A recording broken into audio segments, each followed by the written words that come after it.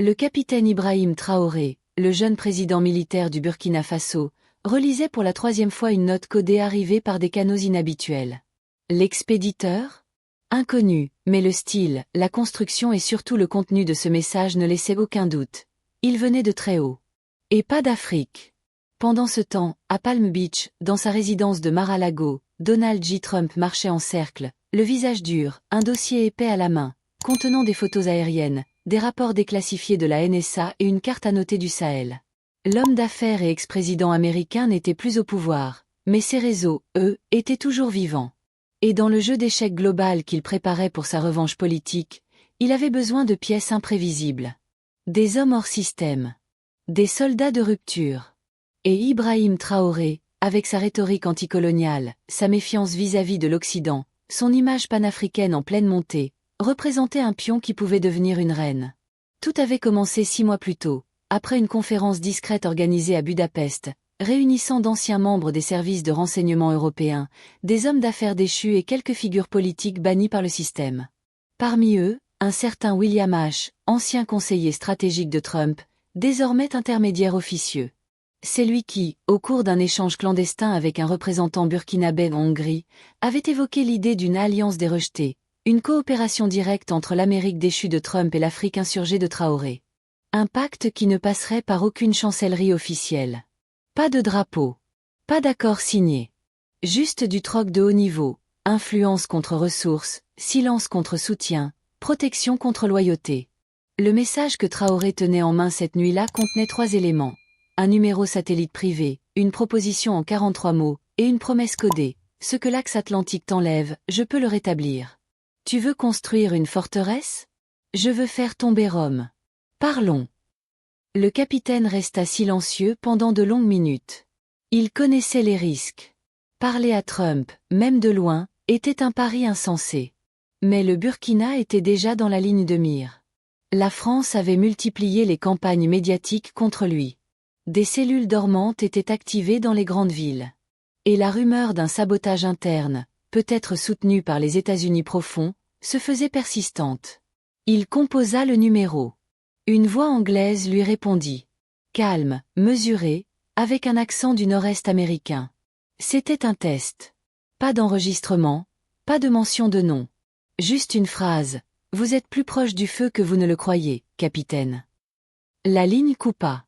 2 jours plus tard, un jet privé inconnu atterrit de nuit à l'aéroport militaire de Bobo-Dioulasso. À son bord, 3 hommes, dont un ancien responsable de la sécurité intérieure sous l'administration Trump, et une valise noire contenant une technologie de communication indétectable. La réunion fut brève, mais décisive. Les émissaires proposèrent un accord simple, des outils de renseignement de pointe, des connexions à un réseau financier opaque capable de contourner les sanctions, et une promesse de couverture diplomatique souterraine. En échange, Trump exigeait une base temporaire discrète dans le nord du Burkina pour des opérations indépendantes, une exclusivité sur certains minerais stratégiques, et, surtout, l'accès à certains leaders panafricains hostiles à l'actuelle administration américaine. Ce n'était pas un deal classique. C'était une fusion de 2 rébellions, celle d'un soldat africain contre l'impérialisme, et celle d'un milliardaire américain contre l'État profond. Traoré n'accepta pas immédiatement. Il exigea 3 conditions, aucun soldat étranger sur le sol burkinabé, aucun drapeau américain visible, et un droit de retrait total en cas de conflit d'intérêts. Les émissaires sourirent. Trump respecte les hommes qui posent leurs conditions. Mais la CIA ne tarda pas à capter le frémissement. Un signal étrange, issu de la base satellite de Sigonella, indiqua une augmentation des flux cryptés entre la Floride, la Hongrie et l'Afrique de l'Ouest. Des analystes commencèrent à parler d'un « axe noir ». Le nom d'Ibrahim Traoré surgit dans un mémo interne classé top secret. L'alarme fut discrète, mais le message clair. Quelque chose se préparait. Quelque chose d'inhabituel. D'instable. D'explosif. À Ouagadougou, un cercle ultra-fermé fut mis en place par Traoré. Il appela cette cellule Karama la dignité. Elle avait un seul objectif, exploiter l'ouverture stratégique offerte par Trump sans trahir la souveraineté du pays. À l'intérieur de Karama, des militaires, des économistes, des hackers, mais aussi 2 anciens activistes panafricains devenus experts en guerre hybride. Leur mission, créer une armature invisible autour du pouvoir, capable de résister aux coups à venir, mais aussi d'agir à l'extérieur. Car Traoré le savait, une telle alliance allait faire des vagues. Les chancelleries européennes commenceraient à poser des questions. Les médias occidentaux parleraient de virage dictatorial, d'influence russe, de menaces à la démocratie. Et surtout, l'Afrique elle-même serait secouée. Certains dirigeants commenceraient à douter de lui, à l'isoler. D'autres, plus silencieux, pourraient secrètement vouloir le rejoindre. Ce que personne ne savait, ni à Washington ni à Paris, c'est que la rencontre physique entre Trump et Traoré était déjà prévue. Pas sur le sol américain. Pas sur le sol africain. Mais dans une île privée au large de la Méditerranée, appartenant à un oligarque en exil. Là, les deux hommes parleraient face à face. Là, le pacte serait scellé. Ou rompu. Mais déjà, les premiers signaux de panique commençaient à apparaître. En France, une note confidentielle transmise à l'Élysée mentionnait un risque de rupture de l'ordre occidental en Afrique de l'Ouest. À l'anglais, un directeur adjoint de la CIA prononça ces mots. Si Trump et Traoré s'unissent, on aura bientôt une série de gouvernements incontrôlables. Ce sera la fin de notre levier continental. Le compte à rebours était lancé. La Méditerranée s'étendait comme une mer d'huile sous la lumière pâle de l'aube. À quelques kilomètres de la côte, invisible sur les cartes officielles, se trouvait l'île de Galatea, propriété privée d'un milliardaire grec ruiné par les sanctions de l'Union européenne. C'est là, dans un ancien monastère reconverti en bastion technologique, que devait se dérouler la rencontre la plus improbable du siècle, celle entre Donald Trump et Ibrahim Traoré. Ni journalistes, ni caméras, ni services de sécurité traditionnels. Chaque camp avait amené ses propres hommes, sa propre paranoïa, ses propres certitudes. Trump arriva le premier, escorté par des anciens des services secrets reconvertis en garde du corps privé. Il portait un costume sombre, sans cravate, les traits tirés, le regard déterminé. Depuis son éviction de la Maison-Blanche, il n'avait jamais cessé de préparer son retour, et pour cela, il savait qu'il devait bouleverser les codes. L'Afrique, autrefois perçue comme une zone d'influence marginale par ses prédécesseurs, était devenue pour lui un champ de bataille stratégique.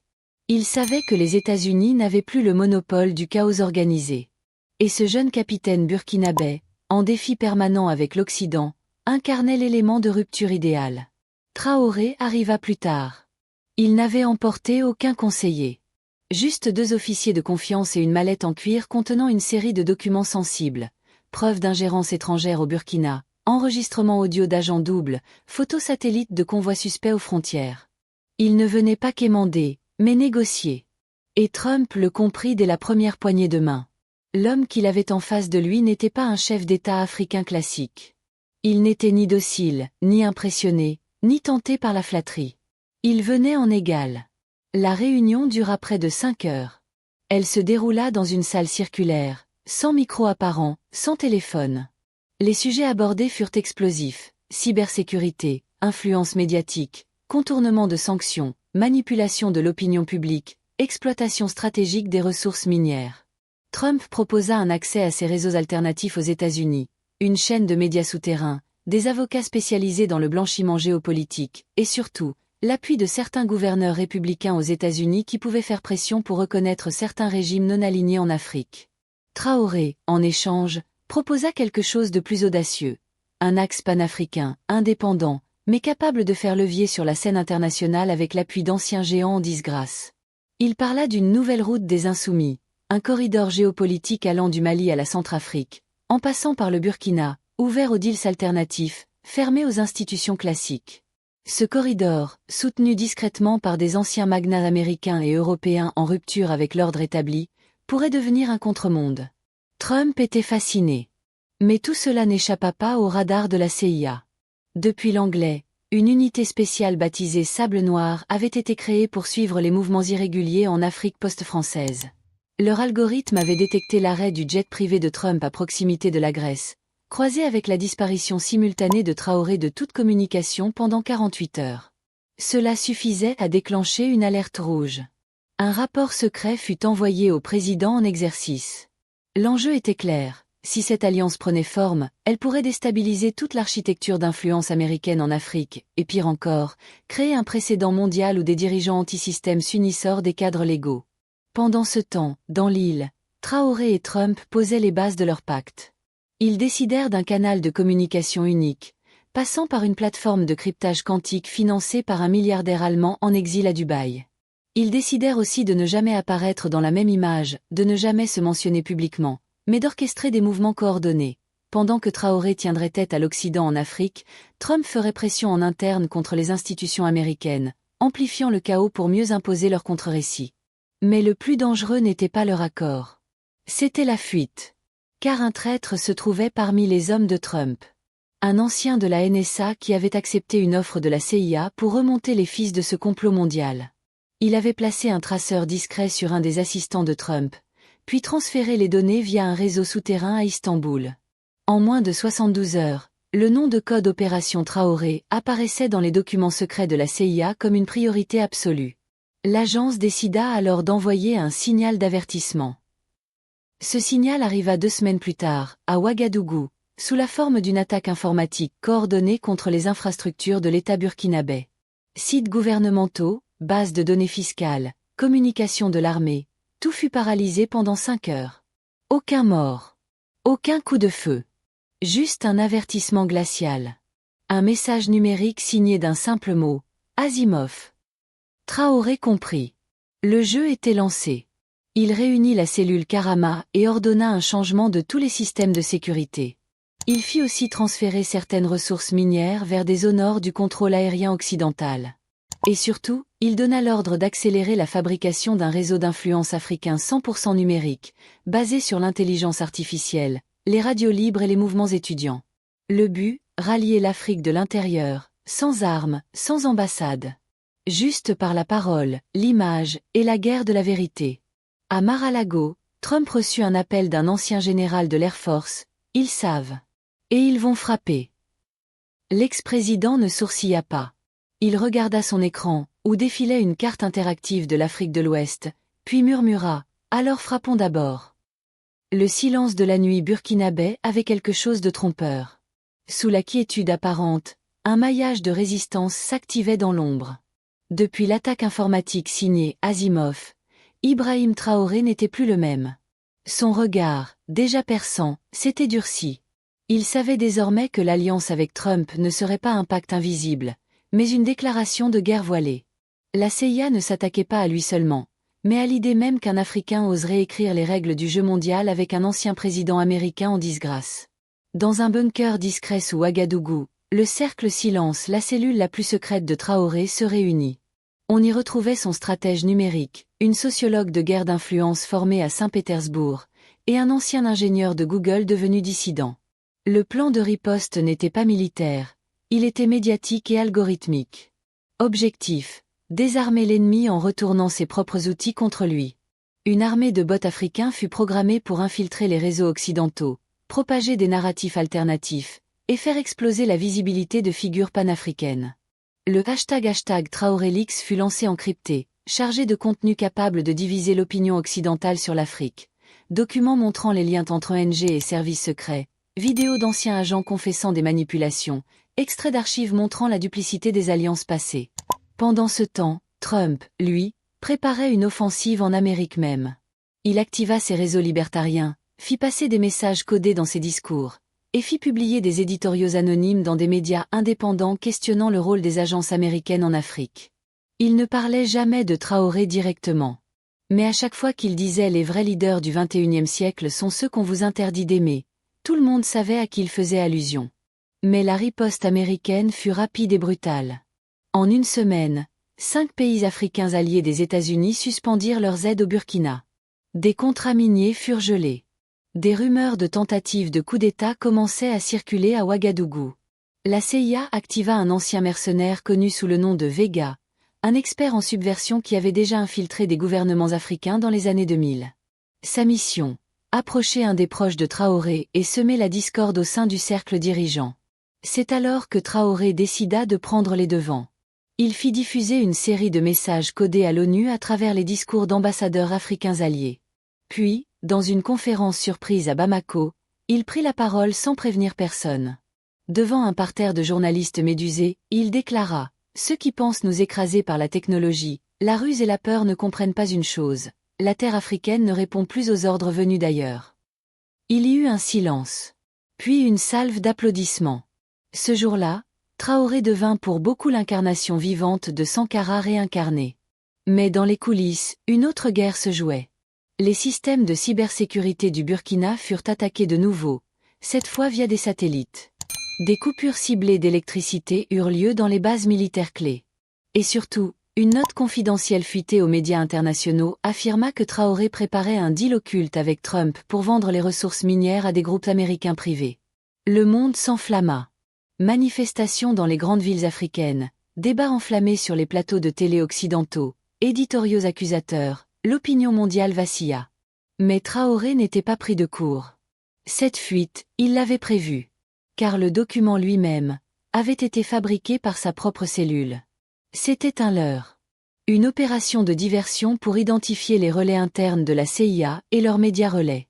En moins de 48 heures, les comptes bancaires de 3 journalistes furent exposés par un collectif de hackers panafricains.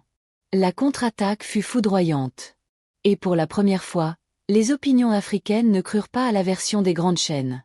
Le narratif occidental se fissurait. Trump, informé, appela Traoré en urgence via leur canal sécurisé. « Ils paniquent, dit-il. Ils viennent de geler un de mes comptes à Dubaï. C'est le signal qu'ils préparent leur dernier coup. » Traoré, calme, répondit. « Alors il est temps d'envoyer le nôtre. » Ce coup final prit la forme d'une opération baptisée Project Imbutu. Le principe, révélé au monde entier, en simultané, les preuves d'une coopération occulte entre certaines agences américaines, françaises et des milices africaines responsables de déstabilisation. Les vidéos, audios, documents internes, furent libérés comme une bombe sur les réseaux. En quelques heures, #Imbutu devint le mot le plus recherché au monde. Mais cette dernière manœuvre coûta cher. Des pressions diplomatiques sans précédent s'abattirent sur le Burkina. Des assassinats ciblés eurent lieu. Le président d'un pays voisin, soupçonné d'avoir soutenu Traoré en secret, fut retrouvé mort dans des circonstances floues. Traoré renforça sa garde. Il se savait désormais en sursis. Non pas à cause d'un peuple en colère, mais d'un système global qui ne pardonne jamais aux hommes libres. Un mois plus tard, dans un message vidéo enregistré dans une pièce sombre, Donald Trump fit une déclaration qui fit trembler Washington. « Ce que j'ai appris d'un certain capitaine en Afrique, c'est que parfois, pour libérer une nation, il faut accepter d'être l'ennemi de toutes les autres. » La vidéo fut supprimée en moins de 10 minutes. Mais elle fut déjà téléchargée des milliers de fois. Le feu était lancé. Et quelque part, entre Ouagadougou et la mer, un homme scrutait les étoiles, silencieux, sachant que la guerre qu'il menait n'était pas pour sa vie, mais pour celle de tous ceux qui viendraient après lui.